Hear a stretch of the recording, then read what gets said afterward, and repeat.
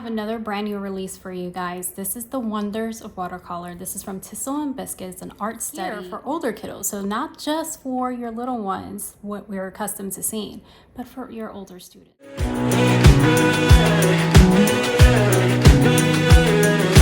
Maybe there's a version of me left that doesn't feel afraid of what comes next. Welcome back, friends. If you're brand new to my channel, my name is Arlene with Arlene & Company. As I said before, receive in exchange for my honest review, The Wonders of Watercolor, the art study by Thistles and Biscuits. There is going to be 3 volumes to this study, so it's not a one and done. It's going to be more, just like everything else that they offer. I have my daughter off to the side. She is actually doing some wet-on-wet watercolor, and we will see what she thinks about everything as I flip through, but I'm going to walk you through everything. This actually comes out this Thursday, and I do have a discount code. I'm not an affiliate, but she extends that to my followers. So that's going to give you 20% off your order, and that is Arlene20. You'll find that linked down below, but it comes out this Thursday. I wanted you guys to have a little bit of a chance to see what it was all about before it comes out.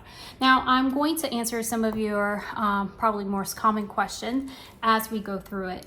There is also a file available that you're going to be able to see on her site that has, or their site, that has frequently asked questions about the watercolor curricula. So it may touch on a lot of the things that you've been wondering about.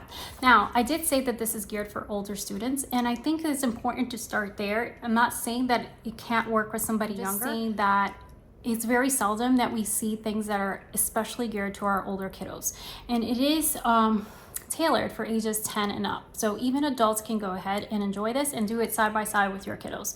Now, like I said, my daughter is doing some wet on wet, and it has been a very long time since we've done wet on wet watercolor. Now, wet on wet is really big for us. This is not all this is about, but it's really big for us as Waldorf inspired homeschoolers. Is something that we did from they were much younger. You can have a younger child tag along if you like, and probably easily tailor it for an older child, in my opinion.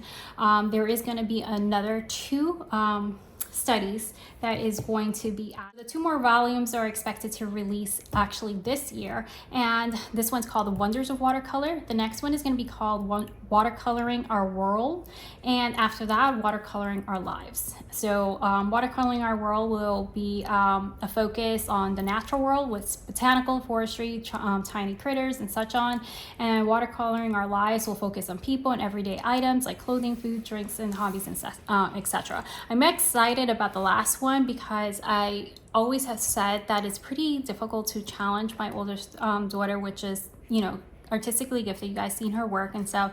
It's not just me saying it, but she is. So it's really hard to find resources that challenge her and push her past her comfort zone. People is something that she does really well, but she doesn't feel like she does. Because it's boring. She said she doesn't like doing people, but I like to well-rounded. For the longest time, I was just thinking that she was just afraid of doing people because she thought she wouldn't go at that. No, what I thought, that's what you were like, you know, that's why you didn't want to do it, but it turned out that that's not why. Now, she did not start with a sketch. She's just kind of just going on her own. There is supplies that are suggested for you and actually hyperlinked as well. You can purchase them wherever you like, but so you know exactly what they recommend. And obviously you can amend it and change whatever fits your budget and your needs. And then I like how she also has like things that less than $15 or less than 30, like depending on your budget of how much you can devote to this. I have a few pads. This is a cold press watercolor one, and this is like an entry level one, but I got one of these pads left for our watercolor paper, and then we have a very large one with our preferred brand. The other one is a Strathmore, and it's like 11 by 9, so it's pretty big. She prefers, we have the Lyra graphite pencils, but she is actually preferring this set. There is some recommendations of some graphite pencils that you can do, and then also be able to erase when your stuff dries. Erasers and things that she also recommends. This is the one that she prefers. My daughter is the plastic white eraser. She finds that it leaves no residue or anything like that, right? What, you don't like there's certain ones that you absolutely do not like, which Yeah, some of them just smudge. exactly. So she does talk about a lot of those things of like not using your eraser that comes in like your normal number 2 pencils and stuff like that, because that's going to leave, you know, a trail. Now, the way this is divided, this has over 20 lessons. So you can do this either in a semester or drag it on to the entire year. It depends how often you do your art studies and, you know, how many times a week and how much you dive into it, because you may have like one inspired project, but then you can go ahead and evolve from that and stretch it out even more. So you can either complete it in a semester or stretch it out to the year. It's very easy to do that, in my opinion, as I look through all this. Now, know that this is a walkthrough. Obviously, I know and I can confidently come to you and tell you the things that I love about Thistles and Biscuit and the way that they structure their plans, and it comes from a place of a lot of experience. I feel comfortable saying, hey, I love this, but I will also come back to you as we do updates and mid-year reviews and tell you exactly how we've been doing with the suggested projects that are in here. So here you're going to have the table of contents is going to be divided into a few things. And I also want to thank very quickly Hard Copy HQ was the one that went ahead and sent this to me. Nicely printed. They do a fantastic job.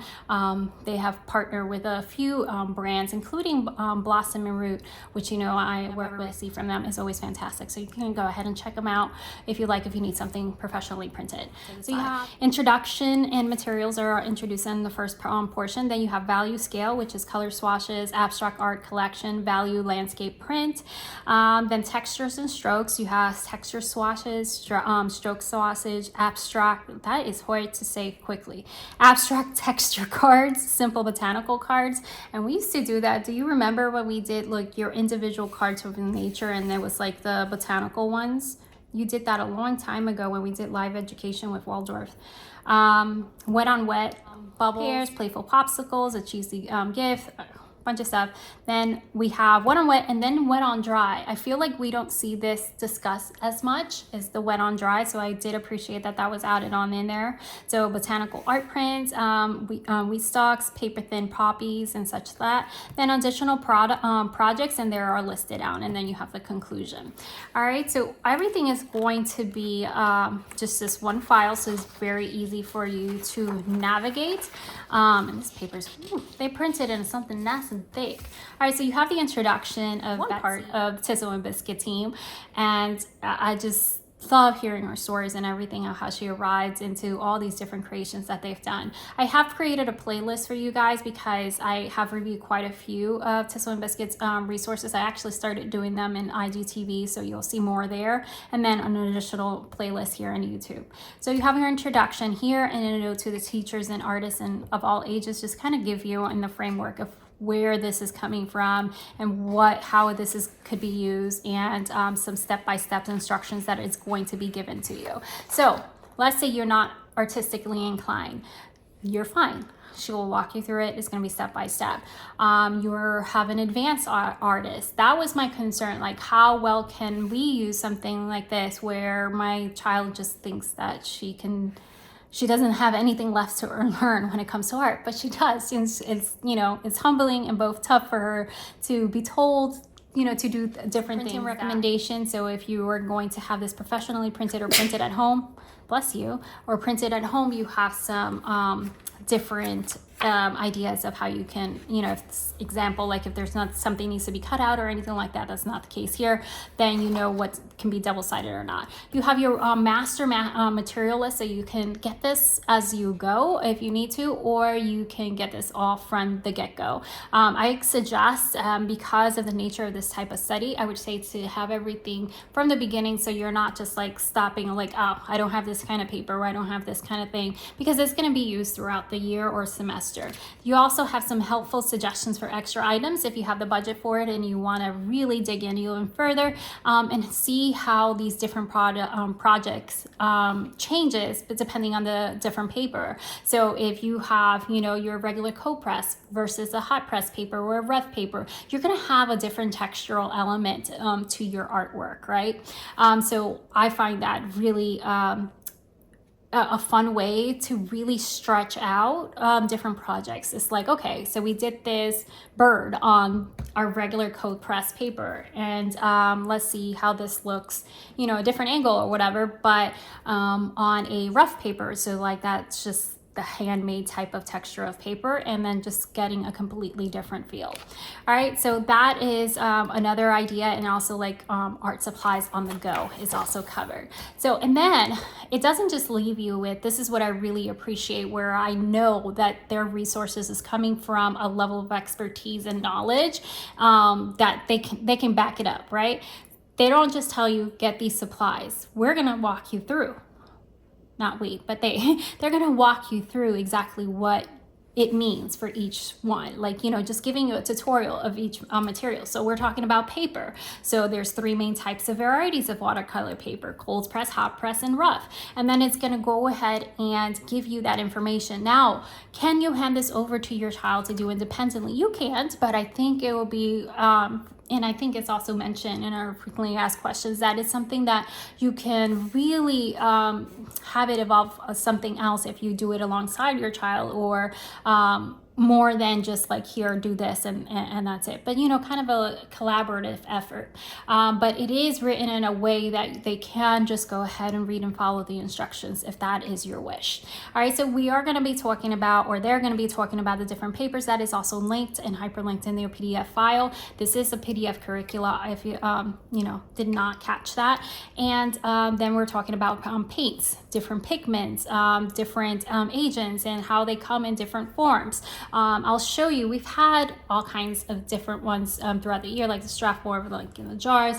We've had, like, you know, the koi artist one, and right now we have, which she's working on, is this one is a fairly new set. We got this not too long ago to replace the one that, like, it's seen some things. And this is from Winsor & Newton watercolor, and I want to say this is exactly the one that she recommends to be used here. And this one comes in like the cake pan, as I call it. Can I see that for a second? I like this one. Yeah, so and this is what's really cool about these is, first, it comes with a little tiny brush, and it's just like a supposed to hold that though. yeah, and it comes with this tiny, that's what you do. That's what I forgot. Okay, so you lock it, so you have a little bit more of a stem to work with. She has a kind of like middle of the grade level brushes up to some professional brushes. Brushes can get pretty expensive when you step out of the artistic ones, and she has like ones that are like bought individually, so it's quite a collection that we've done through the years. And then there's some specific ones that Betsy does recommend, but she has like a few different ones, and again, like from budget that she started with to more professional brushes, but not as many professional brushes, because those can be a pretty penny. But if you are just doing some quick little things on the go, these are like really great. That already has us there. And then you can just go ahead and close it up. Are these like the best ever brushes? No, but it's cool. But right here, you can also mix your colors in these sections here, and that's what it's like meant for. So just like, can I have it back? And then it's just like easily just closes up into a nice little case, so you can throw into your artist bag and stuff. So we really dig this brand, and I'm pretty sure it is the cake one that she recommends, and it's hyperlinked there. But if not, there's other ones too. Anyway, so you can get them, like many artists regularly paint with 12, sometimes a little 6, you know, mix colors as necessary, or you can do like a mid-range and all that stuff. So they can come in 2 forms: dry, known as watercolor pans, which is what we had there, and wet, which are sold instead in tubes, right? So those are like your regular tube watercolors. So we have used both throughout the years. And Bella, which one do you prefer? Do you prefer the pans, the cake pans? Let's say cake pan. Yeah, so she prefers the Cape pans over the out, so you can just like refill it and buy like the individual ones and keep the case. So that's something that is cool. Like if you're using it with multiple children along the years and you want to go ahead and refill that, you can still use like the case if you want. Then she goes over to different brushes and, you know, again, the different forms, so the technical side of artistry, right? So you're gonna have that backup knowledge of why these different brushes matter, what they do, what mediums they're perfect for, what, you know, you may prefer to use when you're working on certain projects. Again, this is like something that I really dig that they go ahead and always like include in their curricula, that the whys, you know, and I've reviewed like multiple of their stuff as we spoke before. So anyways, we continue with all the different you know, materials and setting up your space. I will during the summer show you my daughter, which is, you know, aside from myself, is the resident artist here, and her space that we've always had since she was way little. And I just recently saw her pictures of her set when she was 4, when she was 5, and when she was 6 of her artist space. And we've always made sure she had a creative space. Here's one of the cakes, what do you call cake pans? Their pan, right? And they can come out and then you can purchase them individually. Whichever one is going to be a better budget for you. Right here. And like I said, right here, she can mix colors right on these dividers right here. So here is going to introduce the first lesson. And again, it's going to have like the way that I loved how they do of what they would like you to work on and proceed. So you have here, the first lesson is on value scale, and has the introduction and then have some examples of what they're talking about from side by side. Then again, there goes a little bit deeper to illustrate these principles. We'll make some swatches of your paints and complete a few fun projects for the value scale. And note here that there are no right ways to go through the workbook. So you can definitely skip to something else. That it was something that was important to me because I don't want to, especially when you have, you know, a budding artist or a resident artist, you don't want to kind of like put them in a box and want to give them their freedom to, you know, within reason, because if they're completing a course and you want them to have that stamina to be able to complete an assignment for whatever reason as is. But I also wanted to have that flexibility, and that is provided for you, that you're not going to be tied in if you feel like, okay, I don't want to start here. I'd rather start somewhere else that is more interesting to me. I feel like you can definitely do that.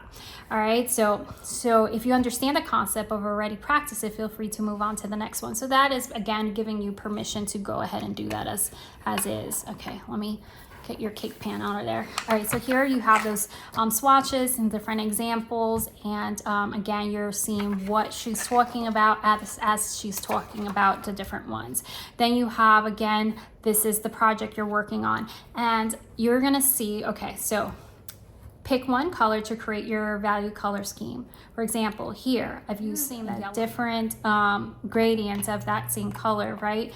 And then it's giving you the step-by-steps right here. So you have number 1, pick your color to create your value color scheme. Then number 2, with a picture, right? So you have number 2, here's the picture, decide on which prints you want to paint.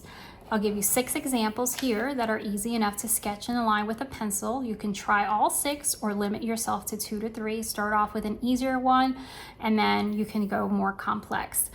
Here is where I would, for my specific kiddos' purposes, my son is like all about writing, and we'll talk more about that when we dig into that. So if you hear me talking mostly art with my daughter, that's because that's what's most important in her universe, right? But here is where I feel like you can see these examples, and if you have a child that really is in art or gifted in art, they can take this idea and make their own, right? So they understand the concept, but you don't have to tie them in that they have to copy this exact. You can easily take this inspiration and then create your own.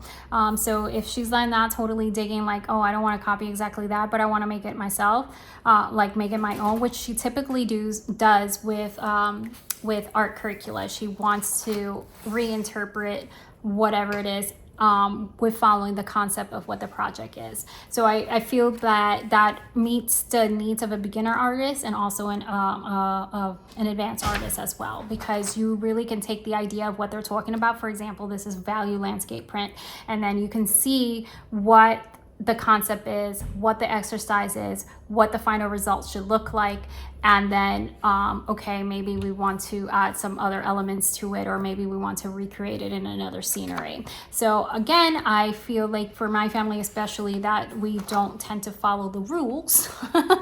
It's liberating to know that we can easily do that. All right, so again, you have the next section, and this is how you're going to see the textures and strokes. Again, I'm not going to show you absolutely every page because, yeah, you got to purchase it, friends. And then you have the different activities. You will see like how, you know, she uses washi tape to like frame in their work and have those pretty clean lines. I actually use painter's tape. I do have washi, but like we use painter's tape. But maybe if like you're creating a frame and stuff, that would be pretty cool.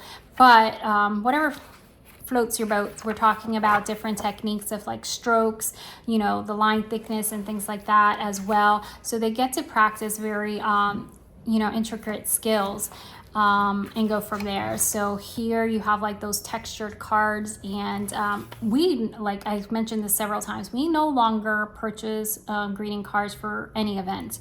My daughter creates them all. Now mostly those are drawn, like she actually draws them, so we haven't delved into her creating cards that has been painted. So maybe that is something that we can work through this. So I'm imagining a course like this as one of her main lesson blocks for her 9th grade year, and we'll talk more about that on a later day. The bubble project, you actually saw a glimpse in one of her recent reels. Again, you are going to be talking about like, you know, how you can see like the shadowing, the clean lines and stuff like that. All these things are going to come together. Here is talking about, for example, like with the smallest brush, you have lightly drop in a darker hue of the same brown onto the stem's edges. So it talks very intricate details. So each of these little tiny details, and if I can, you know, like changing your brushes to get a different desired effect, or the way that, you know, you press it down and how much you weight. And like, you know, I'm watching her right now. Can you show that little part right there? Can I see that? Okay, so right here with this like shading, as you can see, like the deeper, and she's just doing this as she was seeing this picture. Now that she's doing a pear, but she just decided to start a circle. But you can see that, you know, and she's using actually the same brush, but the weight of how she's doing it. And again, her brain is gonna consume this in a different way, where she's gonna look at the pictures and probably ignore most of the words and know exactly what Betsy meant. Yeah, and I knew, like, I know my daughter. She's gonna ignore probably most of the words and look at the pictures and know exactly what Betsy wants from her. Yeah, like 1 second, let me just draw it. Yeah. So that's basically, don't flip the page, but I have to keep showing them what else. So see, I mean, like I know her, like for me, like, and I have an art degree as well, but it's in a different medium. But I know that this is great information for those starting off or mid-level or whatever that need that instruction to like get them further and further. And someone that's very, very artistic may just look at the images and know exactly what you want from them. Not to say that, hey, skip instructions and stuff, but I just know that, like I knew that she was just like looking at the picture and like, okay, I know what you want from me. And then go from there. So you have some different activities here for different instructions. And then I just want to see just a little glimpse of what else. And then it gets like a little bit heavier, right? So a little bit more complex, like look at these, for example. So you have a lot going on in this image. So it does move up in expectations, where you start with these geometric shapes and abstract thinking and stuff, and not all of a sudden, yeah. Why is this so perfectly straight? Because that's Betsy. See, so I knew that this was going to pique her interest, because she hasn't really messed with watercolor for quite some time. It's been a while, right, Bella? Yeah. She's a multimedia artist, so she kind of delves into everything, whether it is sculpting, whether it is digital art, whether it is drawing, sketching, paint or whatever. But like, it's been a hot minute since she's been playing with like watercolor. So I think this is a fun way to reintroduce it and to see all the different possibilities of things that she can create that offers her just like a different taste of what she's capable of. So I knew that things like this would really like attract her. And yeah, that is watercolor. But see how she starts with the sketch right here. So here's her sketch. And then so you can use one of like the graphite pencils in here. She says to make them look more 3D than flat, draw a slight side of the soles of the flips. So it gives very exact information. So see how like just giving those pointers to make it so it's not a 2D effect but a 3D one, and thinking this ahead before you get into the actual colors. So those are part of, I know that she'll probably dig a little bit into the instruction or just look at the picture and know what was going there. That wasn't the final result, Bella. There's words on it. How do you do that with watercolor without spreading? So maybe you will want to read a little bit how she does that. So see? So it has her attention. And listen, this is extremely hard to achieve. My daughter literally looks at me like I have 7 heads when I try to show her different art resources, because she's like, why you're telling me something I already know? And the fact that she doesn't know the answers to some of the things that she's saying, that's gold to me. That is gold, because it's so hard to challenge this child and to get her not to snub at me or roll her eyes all the back in the head. But yeah, like she can write like a little brand name or something. She just had a little fun with it. But see, and she may be someone that would want to jump ahead to something that's really visually attracting to her and go from there. So again, I don't want to give you the answers because I want you to like go through the lines. It's beautiful. Cactus? Yeah. It's not watercolor with the sprinkles. That is watercolor. It's all watercolor. You must have a tiny little brush then. She has a tiny little brush. You have tiny little brush. Maybe. This one's still too big, but she has some other ones. But it will be like a firmer shape one. So and you look at the nice like dimensions that she gave it, and the shadowing and stuff is pretty cool. Again, so I think big kudos to this creation, because the fact that it grabs her attention, she's like, wait, how did you do that? That's gold to me. That's gold, because I'm like, what?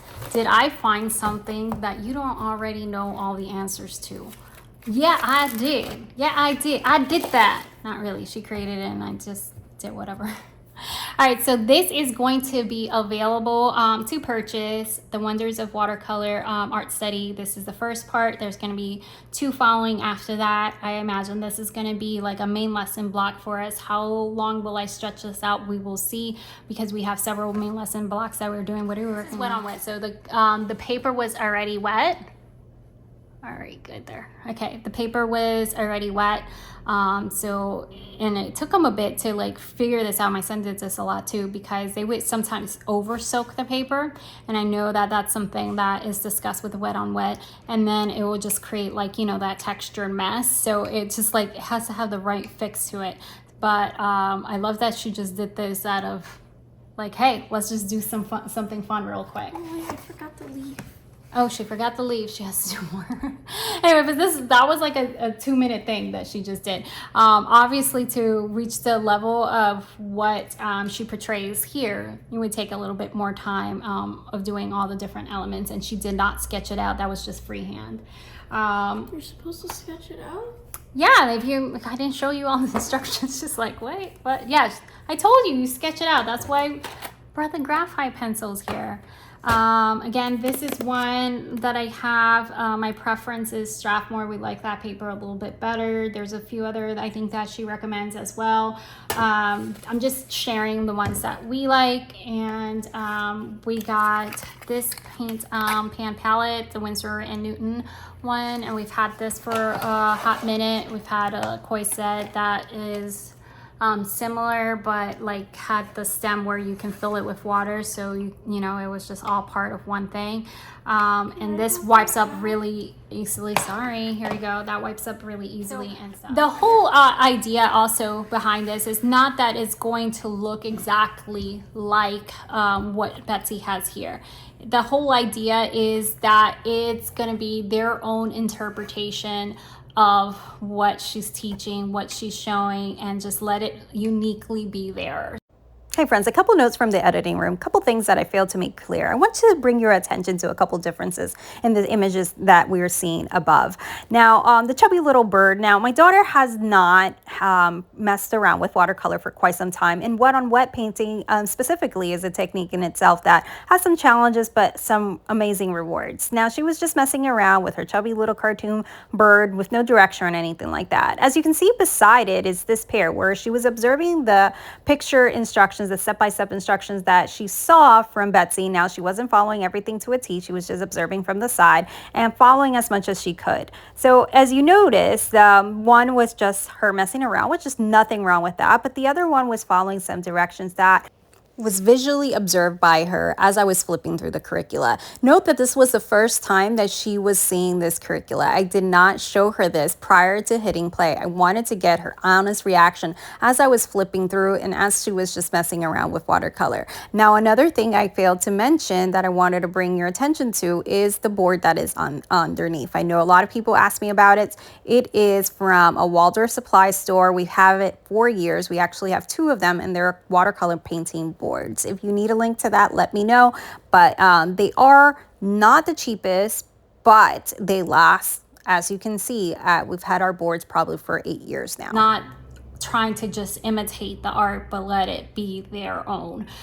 So I do appreciate that reminder as well. And that's always being, you know, like coming from an artist home, that's always been our direction. Are you excited about digging into watercolor? Yeah. She's still busy. Yeah, she's like, yeah. All right, so what are you doing now? God forbid she finishes it. Like, wait, like you can't leave it alone, can you? And you know, like it's the angles too. I love watching her work too, because you can see like she has very much a purpose of what she's trying to do, like how she's trying to sketch out an angle or how she switches her brush to a different effect and such, which I really totally dig. Why are you watching me? Because it's cool. The stage is yours.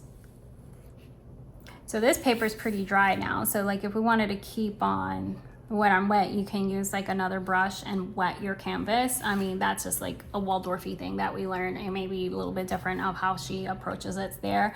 But that's just always what we've done, is just we would use a brush to like wet the paper again if we, you know, if our paper was pretty dry. But again, being careful that we're not oversaturating it.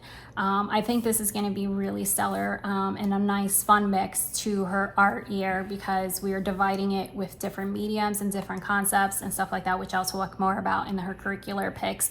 But spoiler alert, this will be one of her main lesson blocks, which will be the Wonders of Watercolor. Don't forget that they look like grapes, like giant grapes surrounding it. What's happening? I'm doing it upside down. I like the colors. Discount code Arlene20 down below, and I'll see you guys next time. Let me know if you have any questions. What is happening? She's just having fun with it. All right, friends. I'll see you guys. Bye-bye.